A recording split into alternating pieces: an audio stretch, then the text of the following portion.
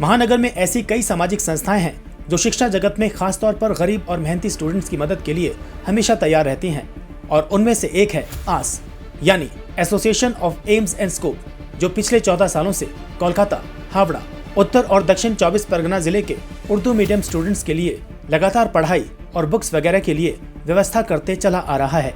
दरअसल मंगलवार को आस की ओर से 14वां बुक डोनेशन कार्यक्रम किया गया, जिसमें तकरीबन 150 के करीब क्लास 9 और 10 के स्टूडेंट्स को स्कूल बुक्स दी गई।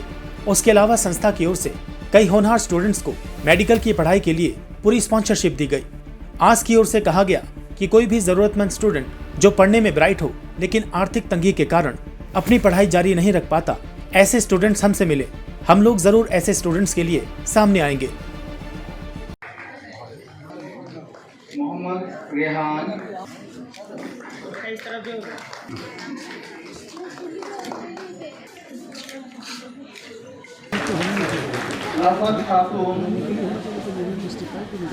इस तरह के इदारों की बहुत ज़रूरत है, इसलिए कि हमारे कौम में एजुकेशन की ज़रूरत है और एजुकेशन की ज़रूरत जो इदारा पूरा करता है उस इदारा का इस समाज में बहुत ज़रूरत है। क्या मैसेज यहाँ से देंगे? यही कि एजुकेशन सारे कामयाबी का वाहिद कुंजी है। अगर इस कुंजी को हम तेज़ कर लें तो कामयाबी से कोई भी नहीं रोक सकता इस कौम को। तफसील से तो बताएं क्या वजह है। देखिए, इसमें तालीम में जो पीछे हैं हम आज इस दिन में, देखिए पुराना अगर हिस्ट्री में जाते हैं आज से कई सौ हज़ार साल पीछे अगर चलते हैं तो दलितों के साथ भी यही था कि एजुकेशन तालीम जो है एक ख़ास वर्ग के लिए था, उन लोगों को नहीं मिलता था।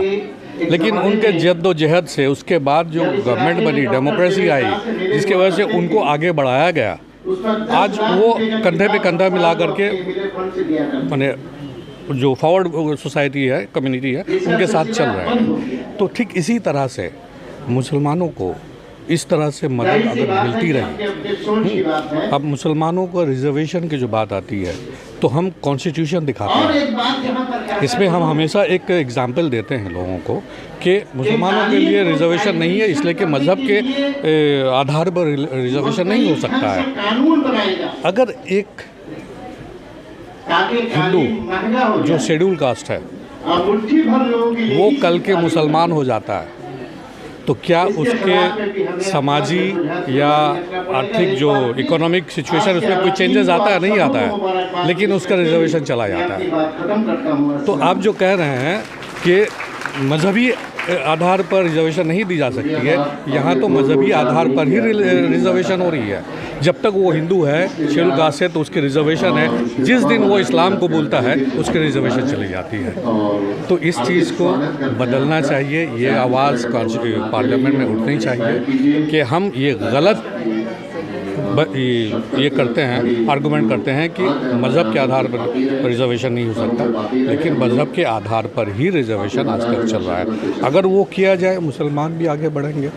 उनको जैसा कि वो मेजॉरिटी में थे, पिछड़े हुए थे, आज बराबर में आ गए। सरकारी महकमा में उनका तादाद इतना ज़्यादा हो गया है कि 30% रिजर्वेशन है, वो उससे कई ज़्यादा उनका आबादी है वहाँ पर, जितने भी सरकारी डिपार्टमेंट हैं। तो इसी तरह से मुसलमानों को कोई रिजर्वेशन दी जाए तो वो भी आगे बढ़ेंगे। तो एक पुश की ज़रूरत है ना, धक्का जब तक आप नहीं देंगे तब तक कोई ऊपर नहीं आएगा। आप शुरू से ही बोलेंगे ऊपर आ जाए तो नहीं आ सकते, ये धक्का की ज़रूरत है। एक ज़बरदस्त धक्का अगर दिया जाए रिजर्वेशन की जरूरत तो ज़रूर आएगा। मैं आज जैसे इदारे के बारे में यह कहना चाहता हूँ, ख़ासकर आज के रूह रवा जनाब मिराज अहमद को दिली मुबारकबाद पेश करता हूँ कि अपनी टीम के ज़रिए नहायती खामोशी के साथ 14 साल से ये खिदमत अंजाम दे रहे हैं और इसका सिलसिला जारी रहे। इस सिलसिले में एक पैगाम भी आपके ज़रिए देना चाहता हूँ कि इस इदारे को जितना भी माली मदद पहुँचाया जाए, ये कोशिश हमें जारी रखनी चाहिए। खासतौर पे उर्दू मीडियम के बच्चों को ये लोग किस तरह से मदद पहुंचाने का काम कर रहे हैं? उर्दू मीडियम बच्चों के लिए मदद पहुंचाने का काम जो किया जा रहा है वो इसलिए कि आजकल का ये एक रिवाज चल गया है कि उर्दू मीडियम स्कूल में जो लोग पढ़ेंगे वो माली तौर पर जो कमज़ोर रहेंगे वही पढ़ेंगे। तो जाहिर सी बात है कि उर्दू मीडियम के बच्चे जो है उनके गार्जियन हजरात माली तौर पर नहायत ही कमज़ोर हैं।